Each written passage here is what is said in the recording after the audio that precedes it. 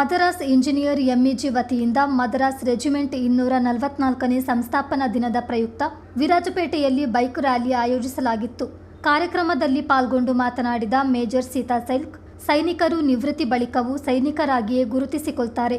ಸೇನೆಯಲ್ಲಿ ಕರ್ತವ್ಯದಲ್ಲಿದ್ದಾಗ ಸಿಗುವ ಗೌರವ ನಿವೃತ್ತಿ ಬಳಿಕವೂ ಸಿಗುತ್ತದೆ. ಇದು ಅತ್ಯಂತ ಗೌರವಯುತವಾದ ವೃತ್ತಿ ಎಂದು ಹೇಳಿದರು. ತಹಶೀಲ್ದಾರ್ ರಾಮಚಂದ್ರ ಮಾತನಾಡಿ, ದೇಶದ ಬಗ್ಗೆ ಪ್ರತಿಯೊಬ್ಬರಲ್ಲೂ ಅಭಿಮಾನ ಇರಬೇಕು. ಮಕ್ಕಳಲ್ಲಿ ದೇಶಾಭಿಮಾನ ಮೂಡಿಸಲು ಇಂತಹ ಕಾರ್ಯಕ್ರಮಗಳು ಸಹಕಾರಿಯಾಗಿದೆ ಎಂದರು. ಈ ಜಾಥಾವನ್ನು ಅವರು ಈಗಾಗಲೇ 16ನೇ ತಾರೀಕಿಂದ ಪ್ರಾರಂಭ ಮಾಡಿ ಈಗ ನಾಳೆ ಅವರು ಬೆಂಗಳೂರಿಗೆ ಹೋಗಲಿದ್ದಾರೆ. ಮೈಸೂರಲ್ಲಿ ಇವತ್ತು ಕಾರ್ಯಕ್ರಮ ಇದೆ.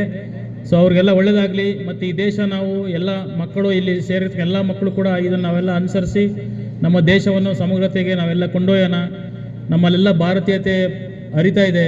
ನಾವೆಲ್ಲ ಕೂಡ ಒಂದೇ. ನಾವು ಇದರಲ್ಲಿ ಭಾಗವಹಿಸೋದಕ್ಕೆ ನಾನು ಕೂಡ ಹೆಮ್ಮೆ ಪಡ್ತೀನಿ. ಈ ಕಾರ್ಯಕ್ರಮವನ್ನು ಆಯೋಜಿಸಕ್ಕಂಥ ಎಲ್ಲರೂ ಕೂಡ ನಾನು ಅಭಿನಂದನೆ ಸಲ್ಲಿಸಿ ಮತ್ತೊಮ್ಮೆ ನಾನು 2 ಮಾತು ಮುಗಿಸಿ ಧನ್ಯವಾದಗಳು.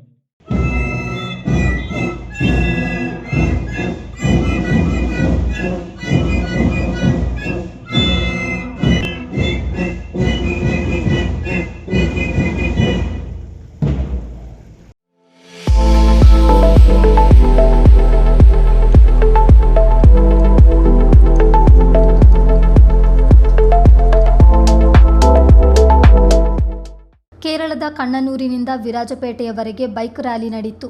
ಈ ವೇಳೆ ಮಾಜಿ ಸೈನಿಕರ ಸಂಘದ ಅಧ್ಯಕ್ಷ ಚಪ್ಪಂಡ ಹರೀಶ್, ಖಜಾಂಚಿ ತೋರೆರ ಪೂವಯ್ಯ, ಕಾರ್ಯದರ್ಶಿ ಪುಗೇರನಂದ, ಯೋಧರಾದ ವಿಷ್ಣು, ಶ್ರೀಮತ್, ಶ್ರೀರಾಜು, ನಿಧಿನ್, ಎಚ್.ಡಿ. ಪಿಳ್ಳಿ, ರೋಟರಿ ವಿದ್ಯಾಸಂಸ್ಥೆ ಅಧ್ಯಕ್ಷ ಬಿ.ಬಿ. ಮಾದಪ್ಪ, ಪೊಲೀಸ್ ಠಾಣಾಧಿಕಾರಿಗಳಾದ ಕಾವೇರಪ್ಪ ಮತ್ತು ವಾಣಿ, ಸ್ಕೌಟ್ಸ್ ಆ್ಯಂಡ್ ಗೈಡ್ಸ್ ಅಧಿಕಾರಿ ಮೈಥಿಲಿ ರಾವ್, ರೋಟರಿ ಸಂತಮ್ಮ, ಆರಮೇರಿ, ಎಸ್ಎಂಎಸ್ ವಿದ್ಯಾರ್ಥಿಗಳು ಇದ್ದರು.